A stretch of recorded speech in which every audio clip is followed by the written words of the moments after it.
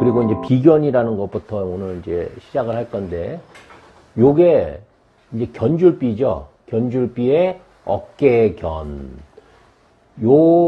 이 견자를 보면 여기 지포자거든요, 요게. 그러니까 집 안에 이게 고기육자예요. 그러니까 고기육이라는 것도 쓰이고, 요 달월변이 육월변이에요. 원래 이제 쓰면 이런 식으로 쓰거든요.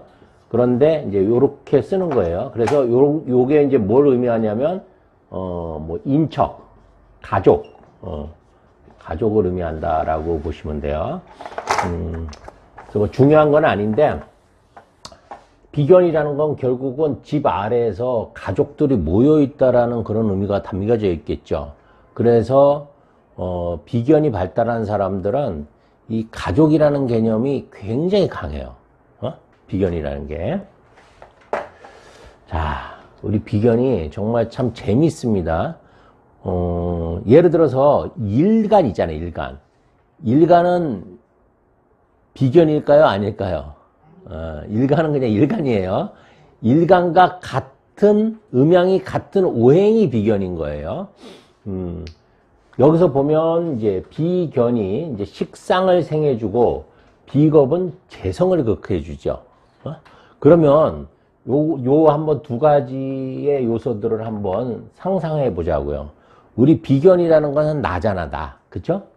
비견이라는 것은 이제 일간을 주체로 해서 나인데, 내가 식상을 생해준다라는 것은 이게 자식이란 말이에요. 육친적으로 보면. 생해준다는 것은 뭐냐면 식상을 만나면 비겁은 순해지고 희생정신이 나오겠죠. 뭔가 내가 뭘 줘도 아깝지 않은 그런 마음 상태가 되잖아. 그죠? 그러니까 비견이라는 게 각각 다 다른데 특히 이 식상과 재성을 눈여겨봐야 돼요. 왜냐하면 비겁이라는 게 이 식상을 생해줬을 때는 희생적이고 자식을 위하는 그런 어떤 착한 마음으로 변한다고 하면 이때도 못할 게 없어요. 자식을 위해서는 뭐 부모가 뭐 엄마가 못할 게 없죠. 그런데 재밌는 거는 이제 비겁이 재성을 극할 때야. 극과 생이라는 것은 엄청난 차이가 있거든요. 이거는 뭘까? 비겁이 재성을 극한다라는 것은 비겁은 재성을 뭐 하고 싶다라는 거예요? 갖고 싶다, 다루고 싶다예요. 갖거나 다룬다는 그런 의미가 있는데, 여기서 중요하게 봐야 될 게 뭐냐면 일간이 있는 상태에서 비견이 또 있단 말이에요. 비견이 여기 하나 또 있어. 그러면 이 일간도 이 친구가 갖고 싶겠죠. 그죠? 그런데 옆에 있는 비견이 나란히 있다라고 하면 예를 들면 이런 경우에요. 을목이 있는데 비견이 옆에 나란히 있어. 그런데 어떤 운에서 뭐 재성이 들어왔거나 이렇게 재성이 들어왔거나 또 재성이 사주에 있어. 그러면 이렇게 일간도 재를 갖고 싶고 다루고 싶겠지만 얘도 이 겁재도 다루고 싶고 갖고 싶고 이 친구도 마찬가지예요.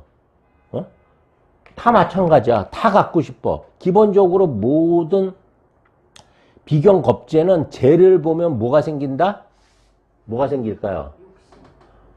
욕심 맞아요.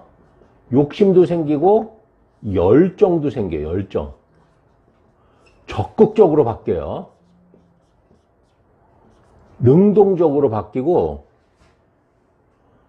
뭘 봤을 때? 견물생심. 비겁이 재를 봤을 때는 사람이 우리 흔한 말로 이런 말 하죠. 저놈이 눈알이 돌아갔네.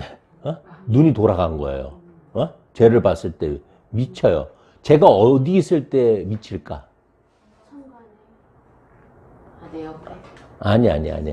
아니, 이거 두 가지로 구분할게요. 재가 외부에 있을 때 욕망이 커질까요? 내부에 있을 때 커질까요? 내부에. 예? 내부에. 내부? 외부? 내부. 외부하고 내부하고 이렇게 확률이 50대 50인데, 외부라고 말씀하신 분이 정답이에요. 욕망이라는 것은 내가 갖기 전에 커진 거지, 일단 내가 소유하고 나면 그 욕망은 별로 가치가 없어져. 여러분이 배가 지금 엄청나게 고팠을 때 음식을 보면 미치죠. 눈이 돌아가죠. 3일 굶은 사람이 찐빵을 봤다. 그러면 미친단 말이야. 근데 찐빵을 한 50개 정도 먹고 나면 찐빵이 더 이상 먹고 싶을까? 이미 내 안으로 채워지면 그 다음부터 욕망은 그 가치를 잃어버려요. 예를 들어서 요즘에 이제 그 유튜브 보니까 이게 뭐 진짜인지 가짜인지는 모르겠어요. 근데 비가 바람을 피운다. 뭐 이런 소문이 돌아요.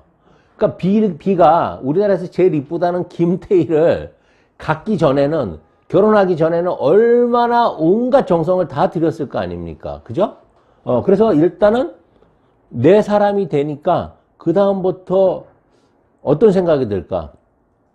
내 사람이 됐으니까 더 완벽하게 잘해줘야지라는 생각을 할까? 아니면 이미 내 사람이 됐으니까 이제 다른 거 해야지 이런 생각이 들까?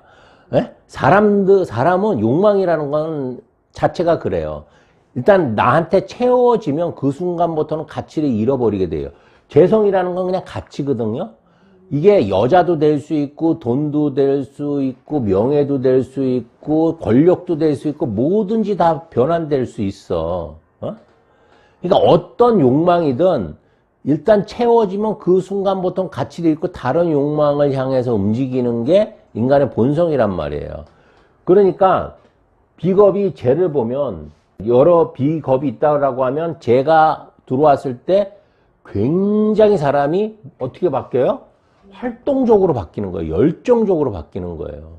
제가 갑자기 공부를 안 했는데 엄마가 그렇게 공부를 하라고 해도 공부를 안 하던 애가, 고등학생이 갑자기 코피를 흘리면서 막 공부를 하기 시작해요. 그런 영화가 있었어요.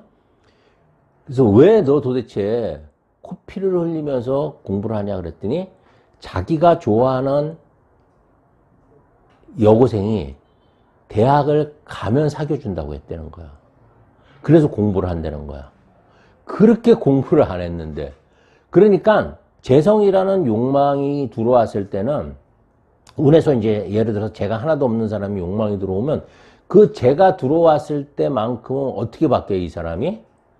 뭔가 갖고 싶은 게 생기기 때문에 열정을 만들고 능동을 만들고 적극성을 만들고, 한마디로 말해서 눈이 돌아가서 미친 듯이 몰입하는 그런 기운이 나오는 거예요. 그러니까 비겁이 활성화되기 위해서는 뭐가 들어와야 돼요? 재가 들어와야 되죠. 그런데 이렇게 경쟁이, 비경 겁재가 같이 있다고 하면 더 눈이 돌아갈까, 포기를 할까?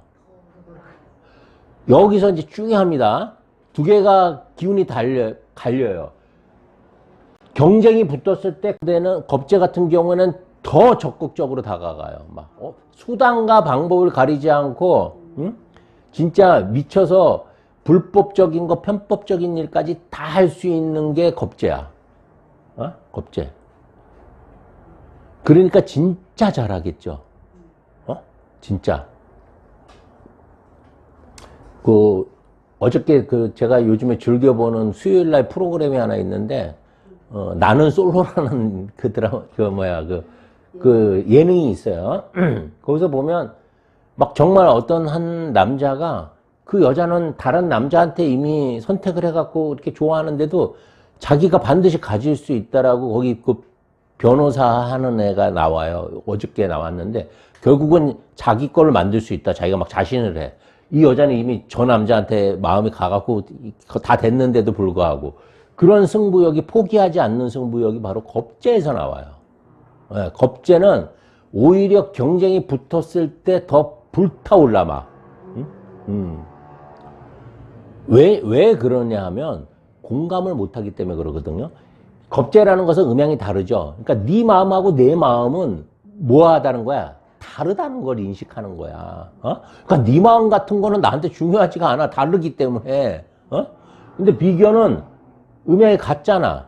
그러니까 비견은 뭔가 경쟁이 붙으면요, 피하게 돼요. 그래서 비견은 항상 자기보다 못한 친구들을 만나요. 자기보다 뭔가 수준이 낮은 친구들 위주로 만나요.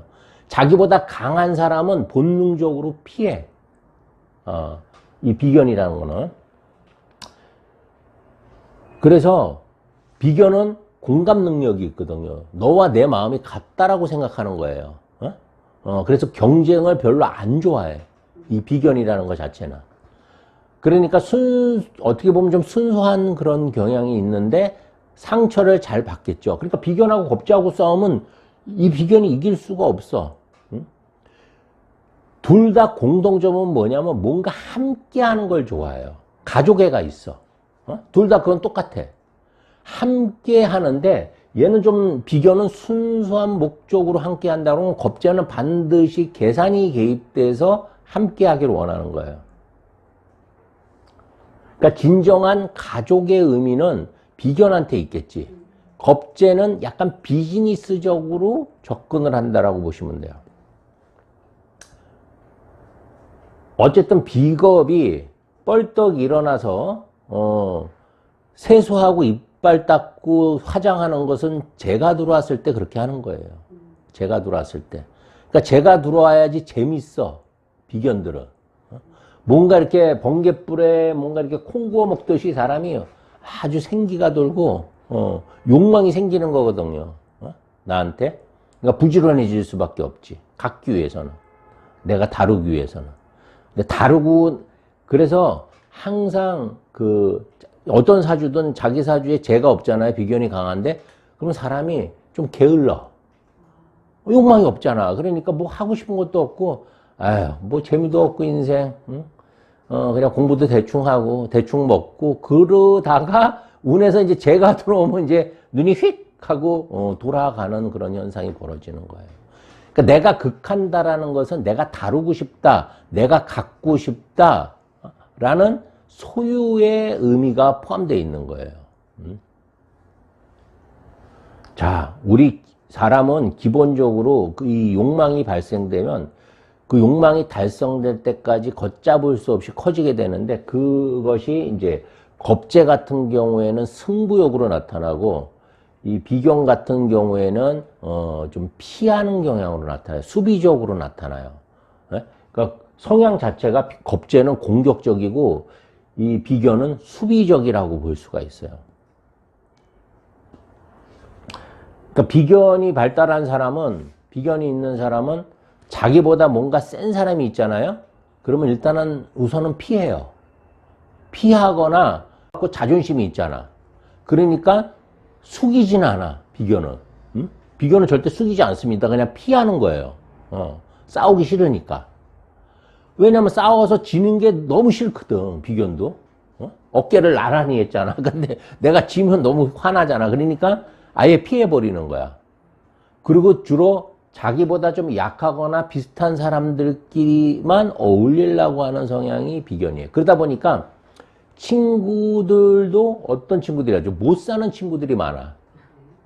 못 사는 친구들이 별로 이렇게 내가 뜯어먹을 게 없는 친구들 위주로 많이 만날 수밖에 없어요. 근데 겁재는 안 그렇죠. 음양이 다르기 때문에 자기한테 조금이라도 도움되는 사람을 만날 수 있는 거예요. 우리 비견이라는 것을 비견이 발달하면 자존심이 강하다라고 하죠. 비견은 자존심이 강하다. 자존심. 자존심은 어디서 나오나요? 자존심. 뭐 자존감하고 조금 다르긴 하지만 비견겁재들은 다 자존심이 강해요. 기본적으로. 왜 강하냐면 나와 똑같은 거야. 쌍둥이가 있는 거야. 그러니까 그 기운이 더 똘똘 뭉쳐질 수밖에 없죠. 사회생활 하는 데 있어서는 자존심이라는 것은 결국은 뭐하고 연결이 되냐면 자신감하고도 연결되는 거예요. 그래서 비견이 발달한 사람은 자신감이 있어요.